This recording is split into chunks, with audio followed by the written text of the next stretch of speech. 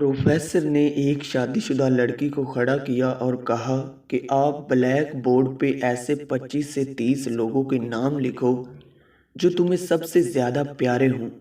तो लड़की ने पहले तो अपने ख़ानदान के लोगों के नाम लिखे, फिर अपने सगे रिश्तेदार, दोस्तों, पड़ोसी और साथियों के नाम लिख दिए। अब प्रोफेसर ने इनमें से कोई भी कम पसंद वाले 5 नाम मिटाने के लिए कहा, तो लड़की ने अपने दोस्तों के नाम मिटा दिए। प्रोफेसर ने और 5 नाम मिटाने के लिए कहा, तो लड़की ने थोड़ा सोचकर अपने पड़ोसियों के नाम मिटा दिए। अब प्रोफेसर ने और 10 नाम मिटाने के लिए लड़की ने अपने सगे रिश्तेदारों के नाम मिटा दिए। अब बोर्ड पर सिर्फ 4 नाम बचे थे, जो इसके मम्मी पापा, शौहर और बच्चे का नाम था। अब प्रोफेसर ने कहा कि इसमें से और 2 नाम मिटा दो, तो लड़की कश्मकश में पड़ गई। बहुत सोचने के बाद, बहुत दुखी होते हुए उसने अपने मम्मी पापा का नाम मिटा दिया। तमाम लोग दंग रह गए, लेकिन वो पुरसुकून थे, क्योंकि वो जानते थे कि ये खेल सिर्फ वो लड़की ही नहीं खेल रही थी, बल्कि उनके दिमाग में भी यही सब चल रहा था। अब सिर्फ 2 ही नाम बाकी थे, शौहर और बेटे का।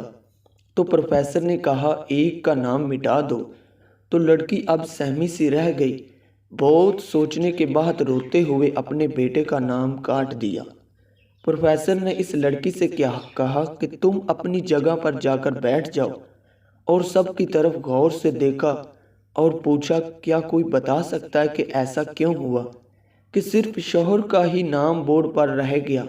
सब खामोश रहे। प्रोफेसर ने इसी लड़की से पूछा कि इसकी आखिर क्या वजह है।